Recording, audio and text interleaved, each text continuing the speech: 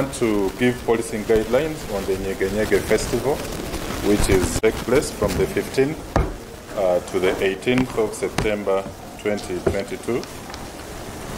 Our joint security agencies are well prepared and equipped to secure the popular Nyege Nyege festival that is scheduled to take place from the 15th to the 18th of September in Nyege after 3 years.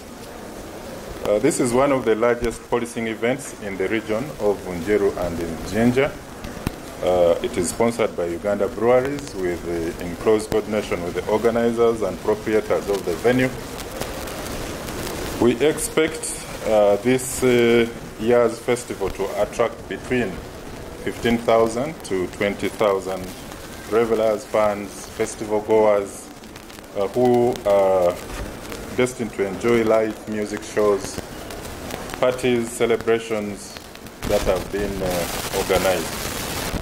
So we call upon all intending participants to enjoy the festivity in a safe, responsible, and respectful manner for themselves. They should also respect other revelers and also respect the people who are living in that area. Although the event is scheduled to take place amidst an existing threat environment, we've established that there are no direct threats, specific threats towards this festival at this stage, but we, however, continue to remain very steady and prepared to counter all forms of threats, vulnerabilities, and eventualities that may arise targeting the festivity. We've directed sufficient manpower resources from our standby task force, and we've also drawn resources, manpower resources from the two regions, that is Chira and Seziwa region. At the same time, we have maintained the voice capabilities to maintain our other frontline policing services in the two regions, so Chira and Seziwa. And so we believe that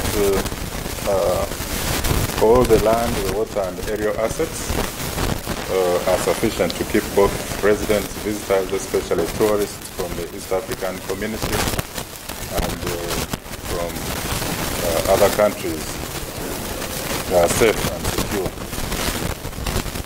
We've reviewed and we continue to review the safety management plan of the organizers and the proprietors. We are looking at their response plans, security and staffing levels, traffic controls, access controls, emergency evacuation plans, and the deployment of specialized equipment that will help secure the safety of the festival goers. Now we also need to give a few safety and security tips to especially revelers. Although we shall be having a robust presence on site to deal with crime, any other antisocial behaviors, drugs, but we also need to remind the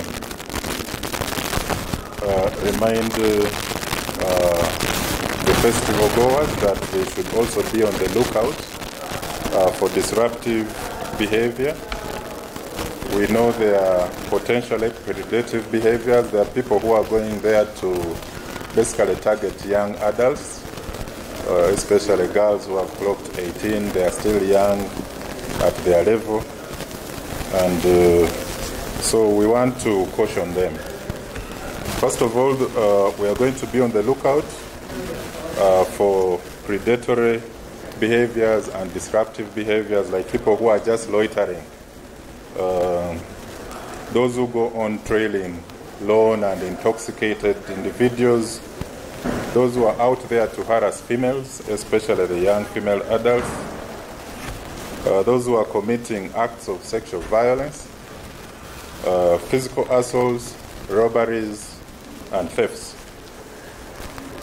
For the vast majority of people who want to have a good time, we are reminding them to keep an eye on what and how much they drink.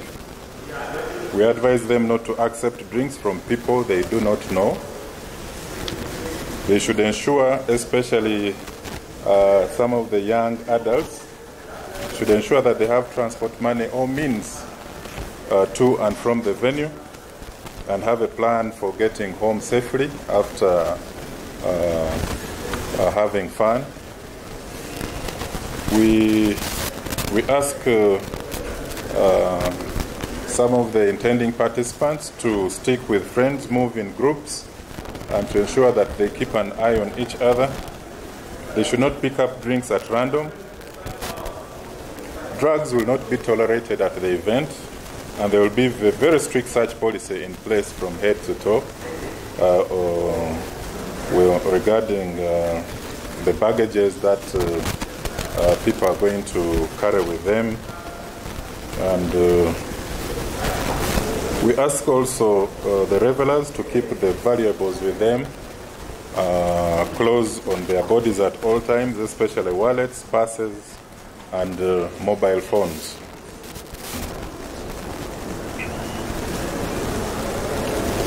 Then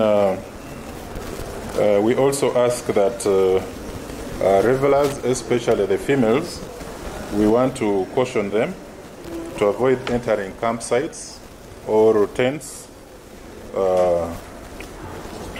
without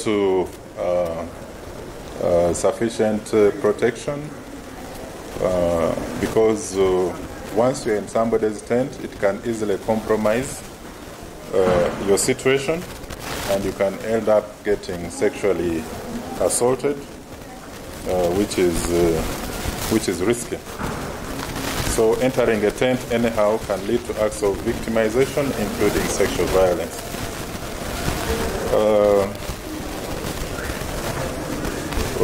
Revelers should also pay attention to where they can exit from at the venue and have a plan in case of any emergency that can help them leave or evacuate quickly.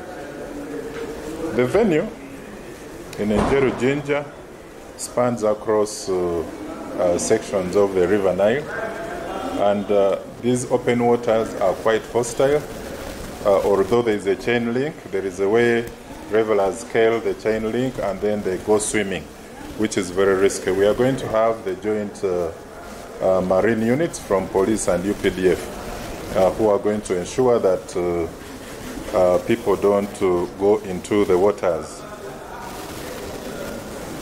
Then we also are calling upon revelers to be aware of their surroundings by reporting any suspicious objects or persons to the police or the organizers. Victims of sexual abuse or violence should take courage immediately and report to the police for investigations and the post-rape treatment for sexual-related diseases.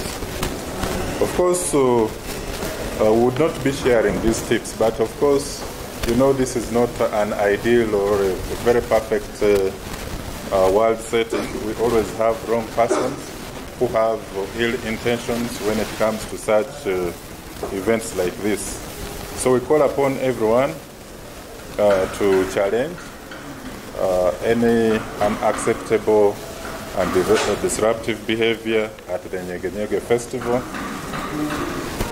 We want all festival goers to enjoy this festival, and for us, we shall remain focused on spotting disruptive behavior, antisocial behaviors. We are going to be present and detect and try to prevent many other kinds of crime, like we indicated.